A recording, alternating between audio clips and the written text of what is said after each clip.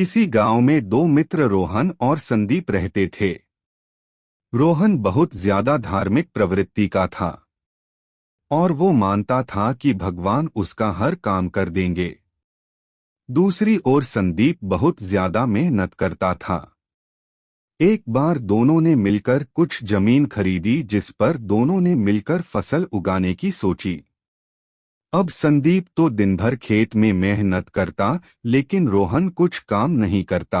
वो केवल मंदिर में जाकर भगवान से अच्छी फसल के लिए प्रार्थना करता। इसी तरह समय बीतता गया और खेत की फसल पककर तैयार हो गई। इसे दोनों ने बाजार में ले जाकर बेच दिया, जिससे उनको अच्छा खासा पैसा मिला।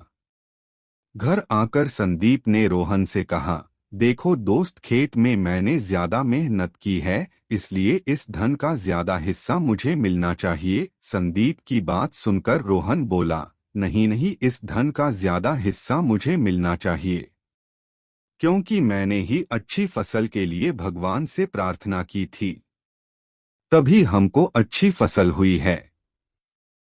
मेरी प्रार्थना के बिना यह संभव नहीं होता। इसी बात को लेकर दोनों गांव के मुखिया के पास चले गए। मुखिया ने उन दोनों की बात सुनकर कुछ सोचा और दोनों को एक एक बोरा चावल का दिया, जिनमें कंकड़ मिले हुए थे, और कहा कि तुम दोनों को इनमें से चावल और कंकड़ अलग अलग करके लाना है, तभी मैं निर्णय करूंगा कि फसल के धन का ज्यादा हिस्सा किसको मिलना चाहिए।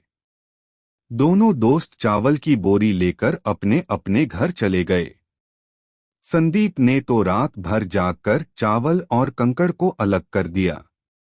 रोहन अपनी आदत के अनुसार चावल की बोरी को मंदिर में लेकर गया और भगवान से इसे साफ करने में मदद मांगी।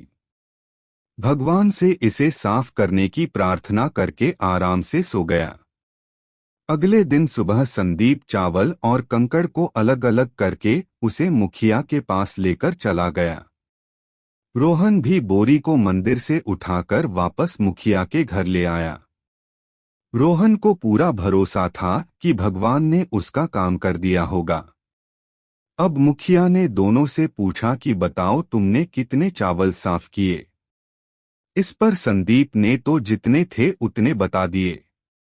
रोहन ने भी पूरे आत्मविश्वास के साथ अपने बोरी खोली, लेकिन उसकी बोरी में वैसे के वैसे चावल में कंकड़ पत्थर मिले हुए थे, बिल्कुल साफ नहीं किए।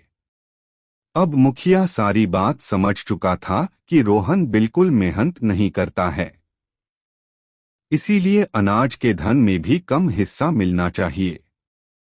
गांव के मुखिया ने रोहन को समझाया कि भगवान भी तभी तुम्हारी मदद करता है जब तुम कड़ी मेहनत करते हो।